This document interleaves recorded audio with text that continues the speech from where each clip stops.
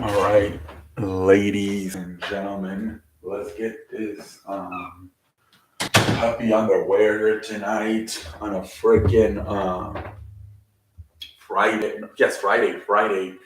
Let's get this puppy on the way. We got a lot of wrestling we can get to, and let's start off with this puppy, ladies and gentlemen, here tonight on a freaking Friday, man. Here we go. We're packed this weekend with freaking wrestling, basketball, football. I can't wait for this weekend, man. Anyways, man. So let's start off this show, man. The reason why Kenny Omega has not been on AEW, I believe his last one was when they, along with the Young Bucks, won the championships in that seven match series versus that Triangle. And the reason is, I believe he's Canadian, so he's having visa problems, and they're not letting him back in the country, and that's why he has not been on. So that's why, and I mean, they're thinking they're gonna eventually get them done, but there's a possibility if they cannot work them out, they might have to relinquish the titles again, or I don't know, maybe they find a way to get a third partner for the Young Bucks, but there's belief they're positive they can get this fixed. But man, this kid just has so much bad luck, man, lately. Missing most of last year with injuries, then finally coming back in September just to get suspended 2 months later due to the fight with CM Punk. And now, like again, right? He just came back 2 months ago in November, and now again he's out with at least the last few weeks. He's been out with visa problem. Jesus Christ, man! Poor Kenny Omega, man. Jesus Christ, man. I know that's been a problem for a lot of wrestlers lately. The visas. That seems. I don't know what's going on. Even in Mexico, right? I think Sammy Guevara couldn't go to Mexico because same thing. He didn't have a visa, and that's why he had to relinquish his AAA championship because he just couldn't go there to the visa. So that appears to be a problem within the whole wrestling world. Visa problems is limiting guys from traveling to other countries and performing. Hopefully that will get fixed soon, and because that's gonna be, oh man, if he has to relinquish it again, the title, Jesus, and also the Young Bucks, man, that was stink for them. Unless they can find a third partner, we'll see what happens. But yeah, they're saying so the original plans for the women's division, it was supposed to be so at first they talked about they wanted to do Charlotte versus Raquel Rodriguez. No, wait, was it Charlotte Raquel Rodriguez? No, it was Ronda Rousey. They wanted to do Ronda Rousey, Raquel Rodriguez, but instead they ended up doing that match a lot earlier, which led to Charlotte arriving and beating Ronda Rousey, and we haven't seen Ronda Rousey ever since. But the original plan for the main event, the SmackDown Women's, was Ronda Rousey versus Raquel Rodriguez at the Royal Rumble, but instead they advanced it, and now obviously Charlotte's the champion. And then they also talked about doing Charlotte versus Bianca Belair, just title versus title, which I don't understand that one. Maybe because it was the Royal Rumble, they're like, well, we can't do nothing for the we don't have any contenders, so and obviously we can't put them in the Rumble as they're champions, so maybe they're just gonna fight each other. And champion versus champion. I'm guessing it was gonna be a non-title match between Bianca Belair and Charlotte. That also didn't go through. There were talks about Rhea Ripley versus Ronda Rousey. Now I thought these plans were for WrestleMania, but they were saying they were for Royal Rumble, Rhea Ripley versus Ronda Rousey, and they don't know why they got scratched off. Whether they just couldn't find a good storyline to have to have Rhea Ripley jump over to the SmackDown brand, or they're saying maybe Ronda Rousey wasn't interested in it. So a bunch of stuff going on, and I mean they ended up with Alexa Bliss versus Bianca Belair, and on the SmackDown side, there's no plans after tossing up some plans to have Ronda Rousey versus Raquel Rodriguez. Now, obviously, that already happened a few weeks ago, and then they talked about also Ronda Rousey versus Rhea Ripley. That apparently is also off. Maybe that's why Ronda Rousey's not on TV and he hasn't been on TV lately, because maybe every idea they planned out for her got freaking she rejected it. And they're like, screw you, man. Go take some time off. So yeah, so there you go. They're saying Vince McMahon is back at officially back at WWE headquarters.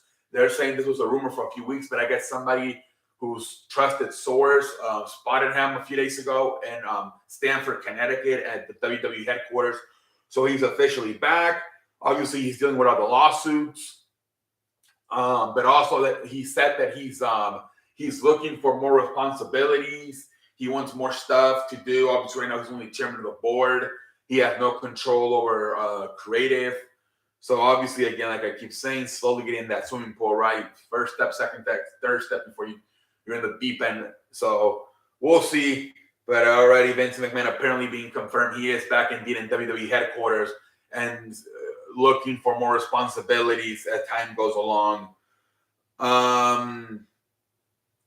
Let's see here. They were saying that Tony Khan did a good job with having to adjust the card because at the final moment they were able to get the green light to do Mark Briscoe versus Jay Lethal. But that was not the plan. The plan was to do Darby Allin versus Buddy Matthews for the main event. So they're saying he did a good job of like switching everything. I believe that ended up being the second match of the night, Darby Allin versus Buddy Matthews. But they're saying he did a great job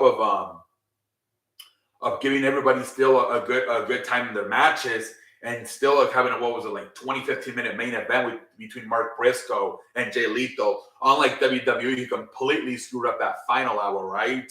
With canceling the cage match between Bayley and Becky. And then at the end there too, right, messing up, going to commercial with 5 minutes left on the show, and then coming back with like 2 or 3 minutes left, and then having to rush that finish with Brock Lesnar returning to attack Bobby Lashley. So yeah, so on the other company, great job there by Kenny Omega. I beg you pardon, by Tony Khan of making adjustments to be able to fit in that Mark Briscoe Jay Lethal match without really taking too much time away from everybody else.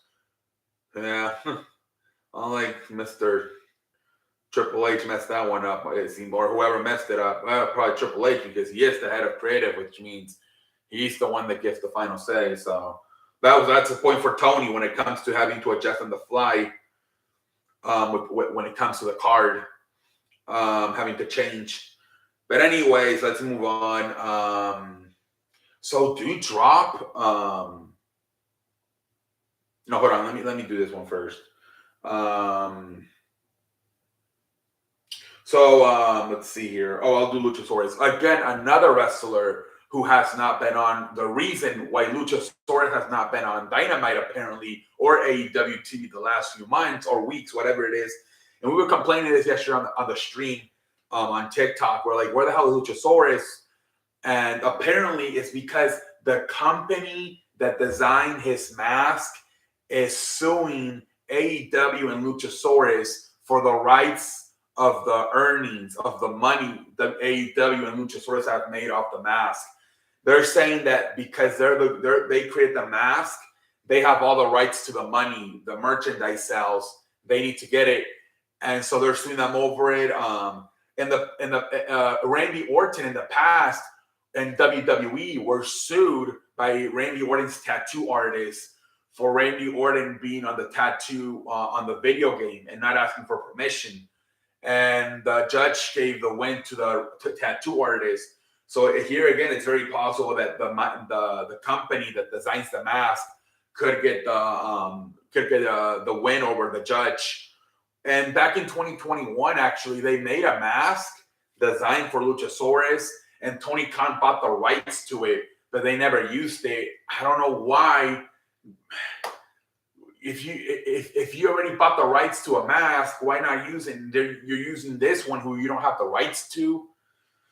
So I could definitely see the mask designers winning this lawsuit. I really can, but we'll see. I don't know why they just, okay, you're in the lawsuit, whatever, but how come you just don't give them the mask that Tony Khan bought the rights to, and he can just be on the show with that mask?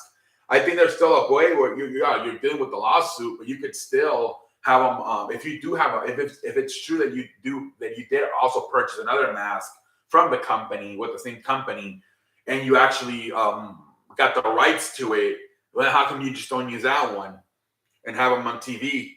But anyway, that's the reason Luchasaurus has not been on TV lately, because he's dealing with that lawsuit apparently with the mask.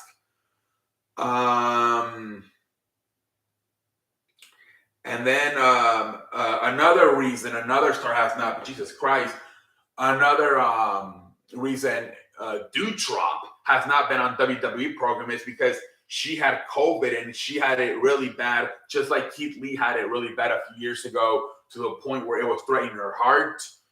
They said they did a lot of tests, everything looks fine, she's still recovering, but that's the reason Doudrop has not been on WWE TV, due to really being sick from COVID.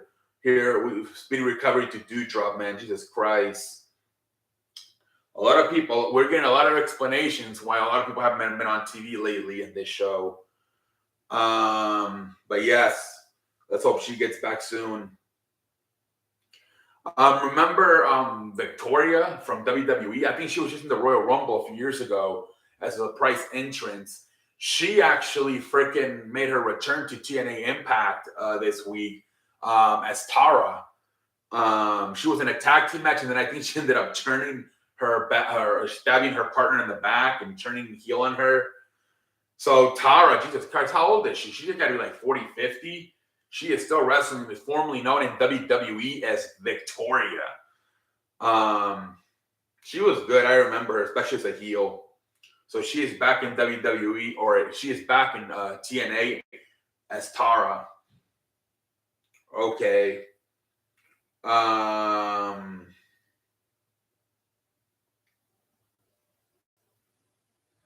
And the last one is the reason why Chris Jericho tapped out at Honor to Dishonor, whatever that pay-per-view was, was back in December, to the swing by Cesaro, by Antonio Castagnoli, or Claudio Castagnoli.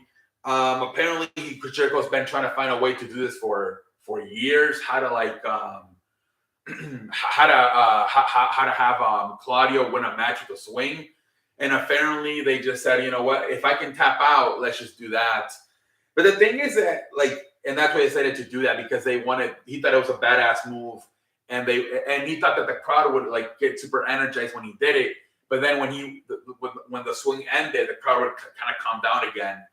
So he could let's finish on a high note, on a high point with the crowd being energetic.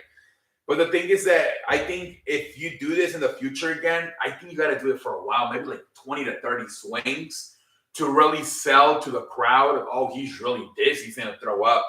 I think you can't do it like 10 times and then I think you have to make it dramatic to this guy's been swinging him for at least like a minute. You know, he's about to throw up. He had to tap out. If he didn't tap out, he was going to throw up. I feel like that's what you got to do with that. If you're going to be doing that in the future, you got to make it realistic to the point where, yeah, man, I mean, the guy was about to throw up. He was super dizzy. He had no choice but to tap out. The other guy was, I think you have to really make it dramatic.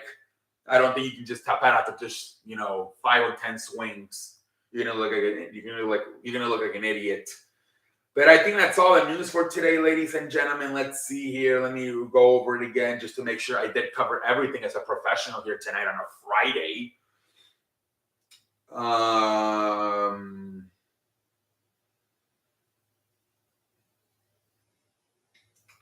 Let's see, ladies and gentlemen. I think I did cover everything.